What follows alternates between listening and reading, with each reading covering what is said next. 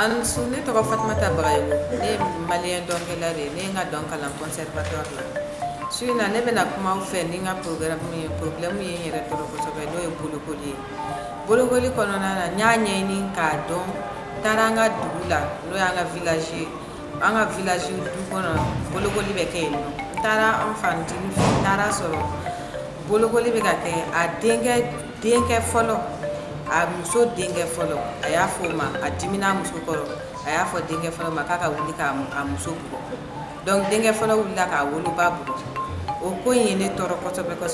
parce que ne ye min ye nɔ den m'a ba bonya den ma ba filɛ a ba ye a ye ba in filɛ ko muso don muso man kan ni bonya ye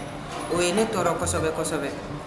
bolokoli yɔrɔ fana na o bɛ k'a fɔ denmisɛnninw ma k'ayiwa ko n'i donna n'i bolokora kana kasi i ka tɔgɔma k'i tilen n'o tɛ i b'i ba kuma su donc dimi bɛ musomanin ka u ka sira t'o la min kɛra musomanin na u ka sira t'o la u mago bɛ min na dɔrɔn a k'i tɔgɔma ka tilen ne y'o fɛn minnu ye olu ye ne tɔɔrɔ o y'a yira ne la musoya tɛ dala an ka dugu la